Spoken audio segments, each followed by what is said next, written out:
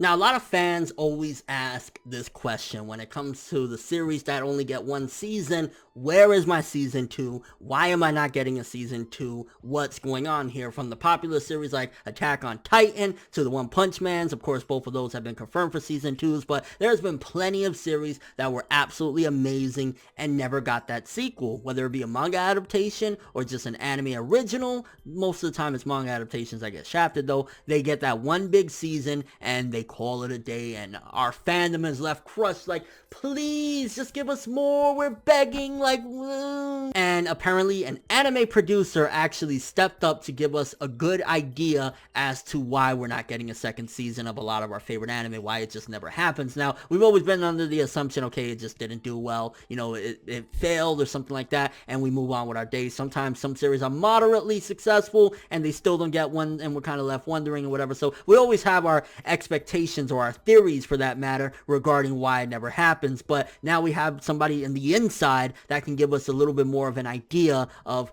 hey, why the fuck no season 2, bruh? So let's read some of his article. Anime producer explains why second seasons don't happen. Anime fans, both old and new, are always worrying if their favorite series will ever get a second season. No Game No Life, Spice and Wolf, No Game No Life is pretty dope, and Spice and Wolf I heard is amazing, and A Certain Magical Index are always the first series mentioned by fans that need another season. However, anime producer Marina Sasaki from Barakamon, Parasite the oh my god, he did Parasite the Maximum, he was produced on that. Ooh, I love you, bro, I already love you, and World is Still Beautiful, once went on a Twitter rant explaining why your favorite anime will probably never receive another season, and it is totally not your fault. This rant may be from 2015, but it's still relevant to this day. I mean, yeah, not much has really changed from 2015 to 2016 regarding the anime industry, so yeah, this definitely is going to be relevant. But I gotta say again, this man did Parasite the Maximum, so I'm really going to pay attention to this. Let's keep reading. He explains,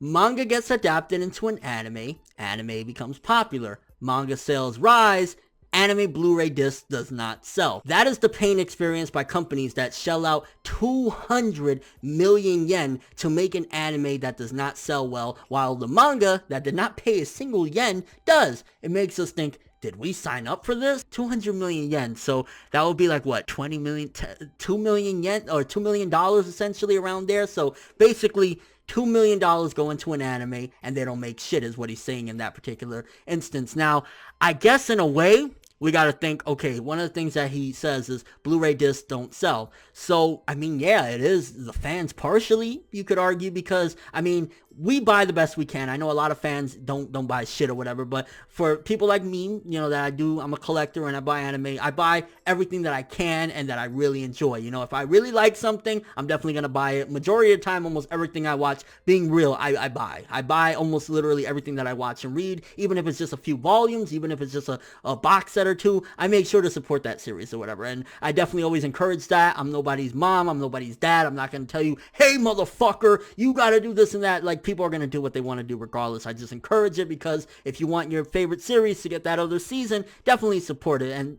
I'm not going to go any further with this because this is not a preachy video. Like, people, whatever the fuck, you know, do you. He also said, if a manga is selling by the truckloads, then it has it made. Naturally, people will start expecting a second season. Even if the manga sells, but not even 1 yen goes back to the anime company, the Blu-rays do not sell, then there's no way that a second season will be made. So a lot of people, like, for example, you look at Tokyo Ghoul, Seven Deadly Sins, Attack on Titan, and they're all different scenarios, and some of them did sell very well. I think Attack on Titan was selling like hundreds of thousands per release for the anime and stuff like that. But they're basically saying that no matter what happens when the manga sells, that don't mean shit for the anime. It's the Blu-ray sales that we got to pay attention for if we want more of that anime. Because, like, if Attack on Titan, you know, is selling millions upon millions of volumes and stuff like that, that don't mean shit for the actual anime. And that could also be why they were in no rush to make more of the anime, because it's like, okay, well, we need to get all the merchandise and we need to keep on re-releasing the anime and stuff like that, so we can make enough money to make more anime and make more product, because it seems as though the manga really isn't helping the anime biz. Like, if Naruto, you know, has an anime and it keeps on pushing out volumes, again, I know it's over, I'm just making examples, it don't mean shit for the actual anime, and it doesn't mean shit, unfortunately, for what's going to happen for the future of the anime. Another thing he said is, is, what if you sell a lot of licensed merchandise from the show? Royalties from anime merchandise is just a small percentage of the total revenue. If you sell 10 million yen worth of merchandise, only a few $100,000 will go to the anime company. If you do not sell a lot of merchandise, then it would not be a large sum. In the end, it is tough if the Blu-rays do not sell. So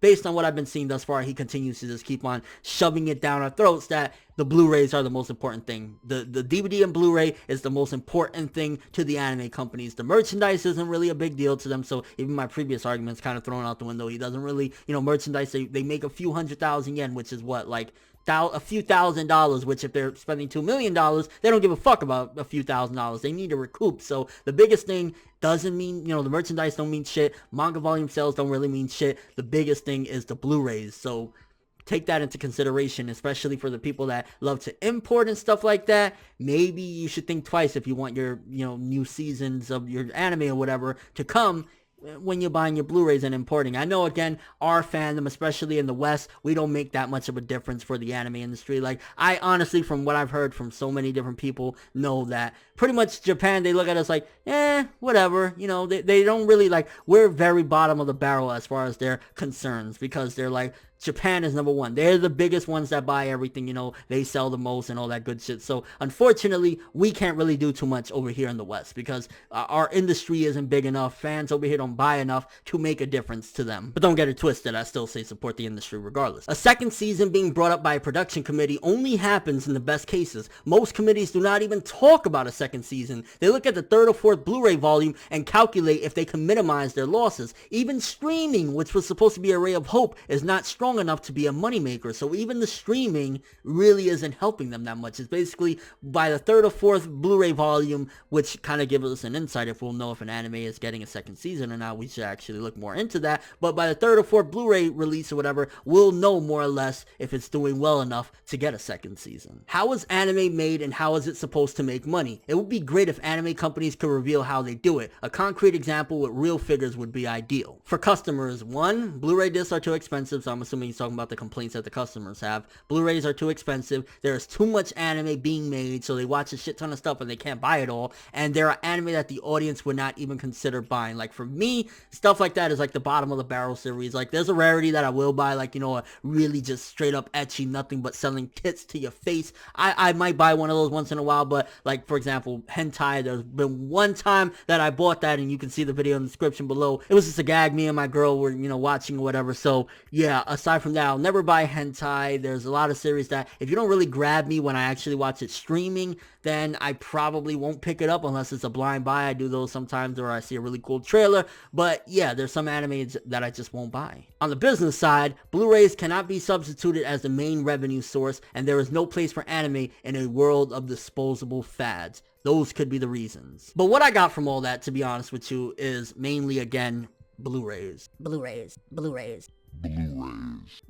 Blu-rays are the number one factor if you're getting another season. Now, again, going back to like Attack on Titan and One Punch Man, I know Attack on Titan sold very well. One Punch Man, I'm not really sure about the Blu-ray sales of those. I'm assuming it did enough. That's why Madhouse is doing another one, but that could also explain why studios like Madhouse rarely do season 2s. Like, One Punch Man was a fluke. People thought there was never going to be another One Punch Man season, but it must have sold enough to warrant them saying, yeah, money, you know what I'm saying? That's probably why they did it, or they're doing it so soon, and they announced it so soon, is that they were selling good. So pretty much, honestly, I mean, the best we can do is try and support the best we can, and if we see an anime that we really, really like, whether it's streaming or whatever the case may be, you see it, pick it up. You know what I'm saying? You're helping the industry or whatever. Again, not trying to tell you what to do. I'm just, based on the information we have from this article from an insider producer, it's very simple. The anime Blu-rays sell well, we get more season. If they flop, we get nothing. And that's pretty much the extent of what he was trying to say in all this. So let me know what you guys think about all this. First of all, how do you feel that essentially manga volume sales don't mean shit regarding the anime?